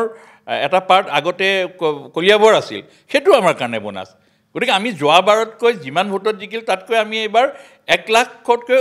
মানে আমাৰ সমীকৰণেই সেইটো বুজায় CM 1.5 লাখ কৈছে তাকেতো কৈছে যোৱাবাৰ সেই তেনেকুৱা ধৰণৰ হৈছিল 1.5 লাখ CM 1.5 লাখ কৈছে নিশ্চয় তাতকৈ আৰু অকণমান বাঢ়িবই কাৰণ CM কেতিয়াও কমকৈ নকয় এটা হিচাপত কয় আৰু আমি ভাবোঁ যে তাতকৈও আৰু 10-15 হাজাৰ ভোট বাঢ়িব যোৰহাট লোকসভা সমষ্টিৰ অন্তৰ্গত মৰিয়নি সমষ্টিত মই আছোঁ মৰিয়নি বিধানসভা সমষ্টি আৰু এই মৰিয়নি বিধানসভা সমষ্টিৰ পৰাই প্ৰতিনিধিত্ব কৰিছে ৰূপজ্যোতি কুৰ্মীয়ে আৰু এটা কথা ক'ব লাগিব এই যি অঞ্চলটোৰ পৰা বেছি দূৰত নহয় বৰ্তমানৰ ৰাজ্যসভাৰ সাংসদ কামাখ্যা তাছাৰ ঘৰ ইয়াৰ পৰা বেছি দূৰত নহয় কিন্তু এই মুহূৰ্তত আপোনালোকে চাহ বাগিচাৰ পৰিৱেশ দেখিছে সকলোৱে এনেধৰণে নিজৰ কামত তেওঁলোক ব্যস্ত হৈ আছে চাহ বাগানত তেওঁলোকে বৰ্তমানে আপোনালোকে দেখিছে কলম দিয়াৰ কামত ব্যস্ত কিছু সংখ্যকে পাতো ছিঙি আছে আৰু চৈকতা যি বাগিচা আছে কাটনিবাৰী খণ্ডত আমি আছোঁ এই বাগিচাখনৰ আৰু এই বাগিচাখন এটা সময়ত ATCৰ বাগিচা আছিল আৰু পৰৱৰ্তী সময়ত এখন বাগিচা গতাই দিয়া হৈছিল জালিংগা কোম্পানীক আৰু বৰ্তমানে জালিংগা এই গোটেইখিনি তেওঁলোকৰ নিজৰ আয়ত্তলৈ নিছে কিন্তু এই বাগানৰ শ্ৰমিকসকলে কি লাভ কৰিছে কি পোৱা নাই সেই কথাখিনি আমি জনাৰ কাৰণে চেষ্টা কৰিম বাইদেউ আপোনালোকে দৰমহা পাতিও চাগে পাই আছে পাইছোঁ দৰমহা কিমানকৈ পায় ডেইলি মজুৰি সপ্তাহত আমি 1200 পাওঁ 6 দিন কাম কৰিলে 235 টকা দাদা আপুনি অকণমান আমাৰ ওচৰলৈ আহকচোন কিছু কথা জানিব পাৰিম বাকী ৰেচন পাতি সেইখিনি পাতি নাপাওঁ খৰি নাপাওঁ ৰেচন নাই পানী নাই আমাৰ এইখিনি সুবিধা আপোনালোকে নাই পোৱা এইখিনি দিব বুলি কৈছিলে এটা সময় দিব বুলি কৈছিলে তো কিন্তু আপোনালোকে এতিয়া পোৱা নাই কোনো নাপায় মানে কোনো নাপায় অসুবিধা কেনেকুৱা হয় আমাৰ ঘৰ দুৱাৰ ভাঙিলে বনাবলৈ মানুহ নাই বনাবলৈ নিদিয়ে আৰু নবনা আমি নিজে বনাওঁ ঘৰকেইটা দৰৱ নাই হস্পিটেলত ডাক্তৰ নাই এইটো মানে হস্পিটেল আছে কিন্তু আপোনালোকৰ পাতি নাই হস্পিটেলত দৰৱ পাতিও নাই আৰু দৰমহা দিয়েতো 1220 টকা কেতিয়াবা পাওঁ কেতিয়াবা 10 টকাকৈ পাওঁ আৰু ডক্টৰ নাই তাৰপিছত গাড়ী এখন আছে আমাৰ ইয়াত কিবা অসুবিধা হ'লে মানে চুইকটা যাব লাগে মাতিব লাগে তো চুইকটাতো মানুহ বহুত হৈ যায় সময় নাই বুলি কৈ দিয়ে ডক্টৰ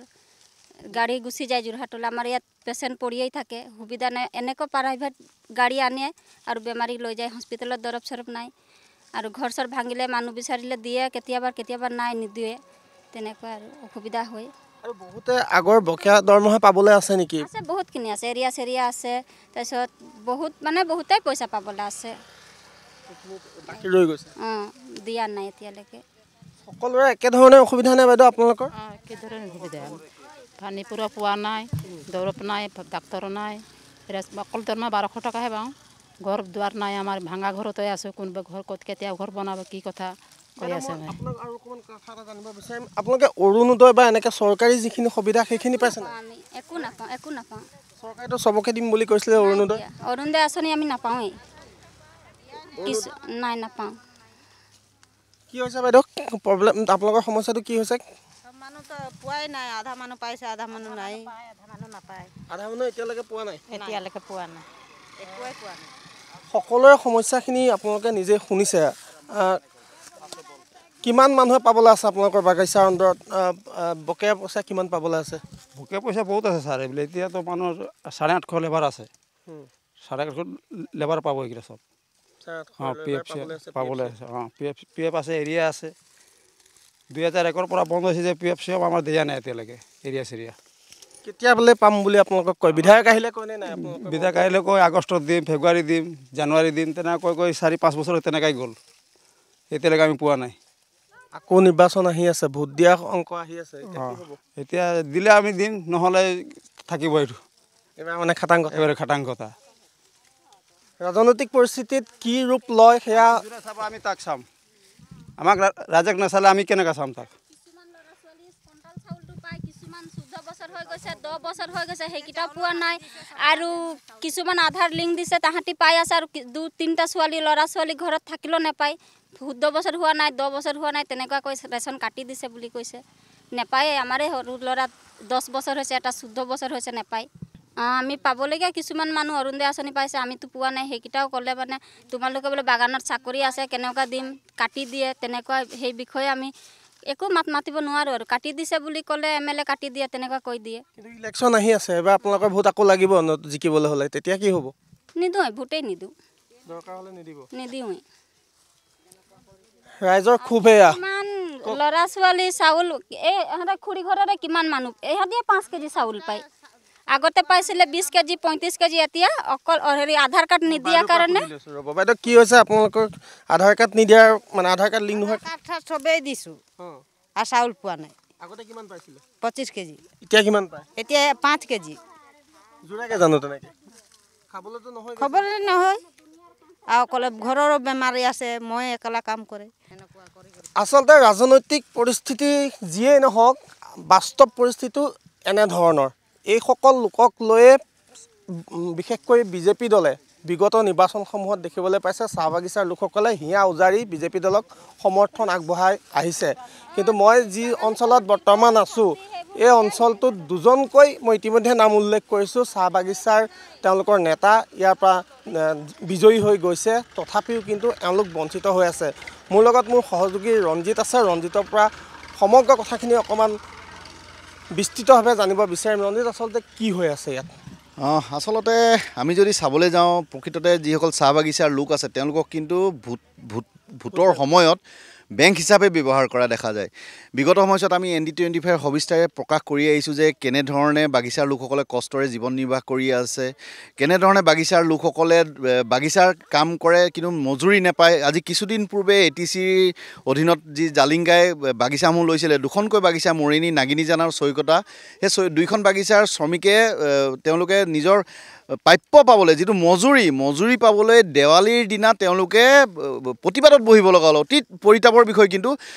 দেৱালীৰ দিনা যি উৎসৱৰ দিনা যদি তেওঁলোকে প্ৰতিবাদত বহিব হ'ল নিজৰ প্ৰাপ্যখন বিচাৰি তাৰপাছত তেওঁলোকে প্ৰাপ্য পালে যদিও কিন্তু তেওঁলোকৰ যিখিনি বকেয়া আছে আচলতে বকেয়াখিনি আজি পৰ্যন্ত দিয়া নাই যিকেইজনে ইতিমধ্যে চাকৰিৰ পৰা ৰিটায়াৰমেণ্ট ল'লে তেওঁলোকে সেয়া ধন ৰিটায়াৰমেণ্টৰ সময়ত যিখিনি ধন পাব লাগে বহুত আশা কৰে যে জীৱনটো চাকৰি কৰিলোঁ চাকৰি কৰাৰ পাছত এতিয়া ধনকেইটা সাঁচি ঘৰখন পৰিয়াল চলাম কিন্তু তেওঁলোকে সেই ধনকণ নেপালে এতিয়া দেখা গৈছে যে বাগিচাৰ যিসকল লোক আছে আচলতে তেওঁলোকে এটা দুৰ্বিষহ জীৱন যাপন কৰিব লগা হৈছে পানীৰ সুবিধা নাই খৰিৰ ব্যৱস্থা নাই ভাতমুঠি বনাবলৈ তেওঁলোকে চিন্তা কৰিব লাগে অৰুণোদয় আঁচনিৰ নামত তেওঁলোকৰ যদি এতিয়া কাৰ্ড দিব নোৱাৰে তেওঁলোকৰ ধান কাটিছে চাউল কাটিছে আগতে যি ঘৰে 25 কেজি চাউল পায় এতিয়া 5 কেজি চাউল পাইছে কিন্তু পৰিয়ালৰ সদস্যটো কমা নাই তেওঁলোকক খোৱা মানুহ সদস্য কমা নাই ক'ৰ পৰা কিনিব তেওঁলোকে বজাৰৰ পৰা কিনিব লগা হৈছে বজাৰৰ পৰা 1 কেজি চাউল কিমান 45ৰ পৰা 55 টকা 1 কেজি চাউল তেওঁলোকে দিন হাজিৰা কৰি চাউল মুঠি কিনি গোটাব নে পৰিয়াল পোহপাল দিব আচলতে ৰাজনৈতিক মেৰ পাছত সমগ্ৰ বাগিচা অঞ্চলৰ ৰাইজে নহয় গাঁও অঞ্চলৰ ৰাইজো এনেদৰে মেৰ পাছত পৰি আছে এয়াই হ'ল বাস্তৱ ছবি আৰু এটা কথাই ক'ব লাগিব সমাগত নিৰ্বাচনৰ সময়ত হয়তো চাগে পুনৰ প্ৰতিশ্ৰুতি জোৱাৰ উঠিব কিন্তু এইসকল লোকৰ অৱস্থাৰ উত্তৰণ হ'ব কেতিয়া সেয়াও এই মুহূৰ্তত আটাইতকৈ ডাঙৰ প্ৰশ্ন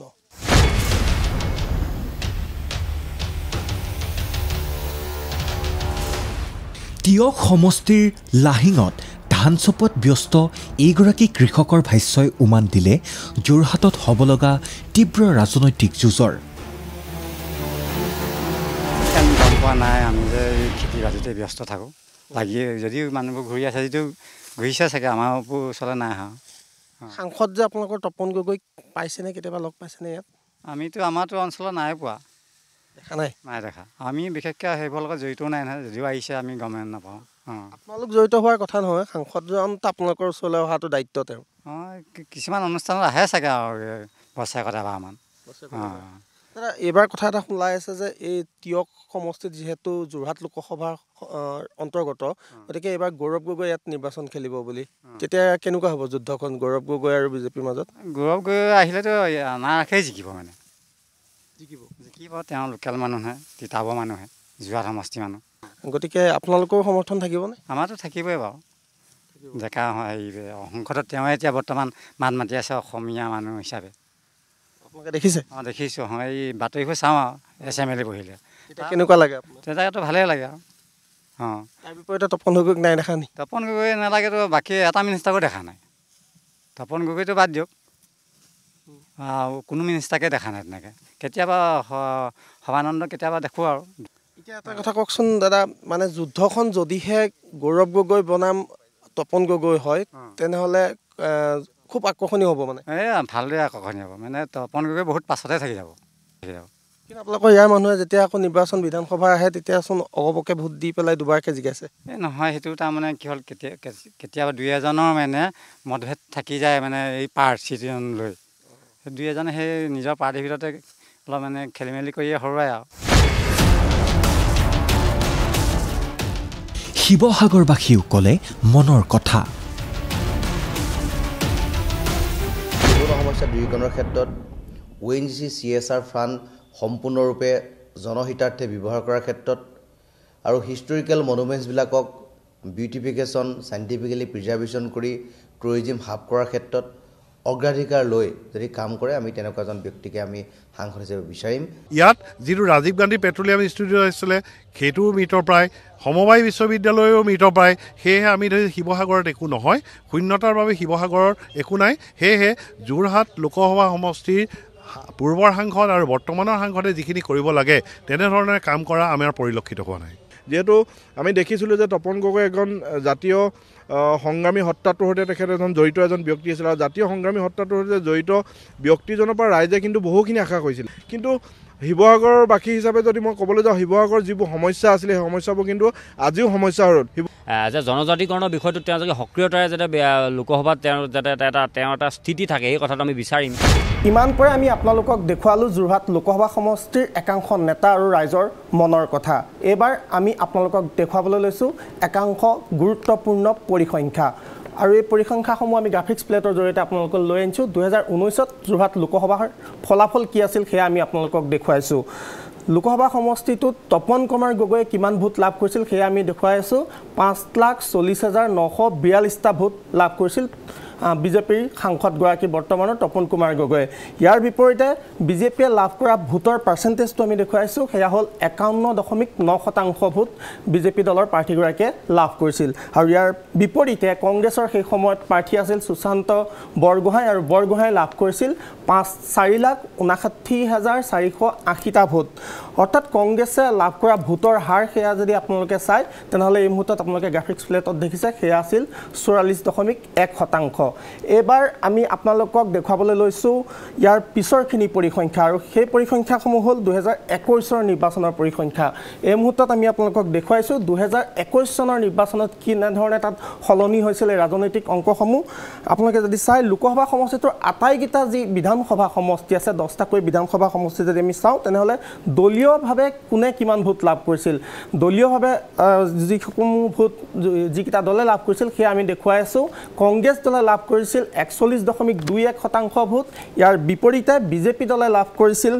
37.1% ভোট। ইয়াৰ দ্বিতীয়খন গ্ৰাফিক্স প্লেটত আপোনালোকে দেখিছে 37.1% ভোট বিজেপি দলে লাভ কৰিছিল আৰু যিটো সহযোগী দল অৰ্থাৎ বিজেপি দলৰ সহযোগী দল অগপ দলে লাভ কৰিছিল 8.4% ভোট। ইয়াত আমি যদি চাওঁ আমগুৰি সমষ্টি আৰু তিয়ক সমষ্টিটো লুকাই আছে আৰু এই গোটেইকেইটা সমষ্টি ধৰি বিজেপিৰ মিত্ৰজোঁটে এইখিনি ভোট লাভ কৰিছিল। ইয়াৰ পিছত মই মোৰ সহযোগীসকলক দেখুৱাবলৈ অনুৰোধ কৰিম তৃতীয়খন গ্ৰাফিক্স প্লেট য'ত এইবাৰ গোটেই ৰাজনীতিৰ কথাখিনি লুকাই আছে, কাৰণ এইবাৰ আমগুৰি সমষ্টিৰ বিলুপ্তিকৰণ ঘটিছে, থাওৰা সমষ্টিৰ নাম সলনি হৈছে, ডিমৌ সমষ্টি হৈছেগৈ আৰু ইয়াৰ পিছৰখন প্লেটত যদি চাই মাজুলীক এবাৰ সংযোজিত কৰা হৈছে যোৰহাট লোকসভা সমষ্টিত, কিন্তু মাজুলীক যোৰহাটত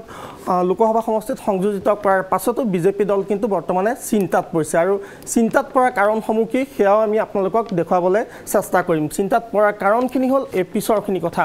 যিখিনি কাৰণে এই মুহূৰ্তত ঐক্যবদ্ধ বিৰোধী শিবিৰ হৈছে তাৰ বিপৰীতে মাজুলীক সাঙুৰি লৈ আশ্বস্ত কিয় হ'ব পৰা নাই বিজেপি। ইয়াৰ পিছৰখিনি গ্ৰাফিক্স প্লেটত যদি চায় তেনেহ'লে 2021ত পৃথকে পৃথকে নিৰ্বাচনত অংশ লৈছিল বাকীসমূহ দলে, ৰাইজৰ দল, কংগ্ৰেছ, AGP, বাওঁ শিবিৰ প্ৰত্যেকে পৃথকে পৃথকে নিৰ্বাচন খেলিছিল আৰু যাৰ পৰিণতিত ভোটৰ বিভাজন ঘটিছিল। ইয়াৰ পিছৰখন গ্ৰাফিক্স প্লেটৰ আপোনালোকক কথাখিনি স্পষ্ট কৰিব। মাজুলীক অন্তৰ্ভুক্ত কৰিলেও নৱগঠিত যোৰহাট লোকসভা সমষ্টিত কোনে কিমান ভোট পালে সেয়া যদি আমি চাওঁ তেনেহ'লে পিছৰখন গ্ৰাফিক্স প্লেটত সেয়া দেখিবলৈ পাব।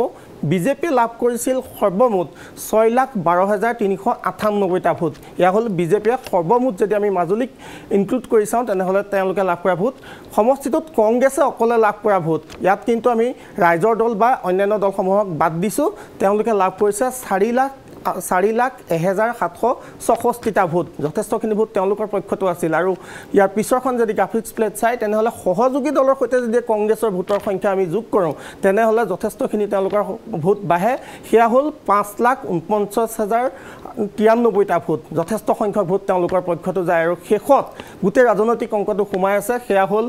বিজেপিৰ সৈতে এই মুহূৰ্তত যদি আপোনালোকে সামগ্ৰিকভাৱে যোৰহাট লোকসভা সমষ্টিত চায় তেনেহ'লে ভোটৰ ব্যৱধান চাওক, ভোটৰ ব্যৱধান মাত্ৰ 63,305টা ভোট আৰু সেয়েহে হয়তো এই মুহূৰ্তত আমি দেখিবলৈ পাইছোঁ যথেষ্ট কষ্ট কৰিবলগীয়া হৈছে বিজেপি দলেও, যদিও কংগ্ৰেছৰ তাত এই মুহূৰ্তত প্ৰাৰ্থী সন্ধানত তেওঁলোক আছে, কিন্তু অনাগত সময়ত এই সমষ্টিটোত ৰাজনীতিৰ ৰং যে সলনি হ'ব সেয়া প্ৰায় নিশ্চিত হৈ পৰিছে।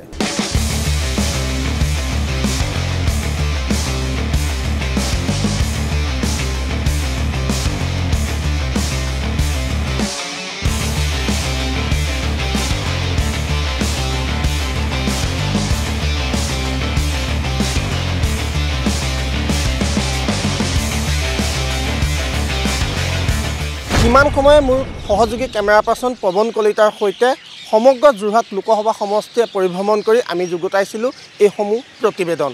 ইয়াৰ পাছত যিহেতু গণতন্ত্ৰত ৰাইজেই ৰজা, অনাগত লোকসভা নিৰ্বাচনত কাক তেওঁলোকৰ নিজৰ জনপ্ৰতিনিধি হিচাপে নিৰ্বাচিত কৰি পঠাব তাৰলৈ আমি বাট চাব লাগিব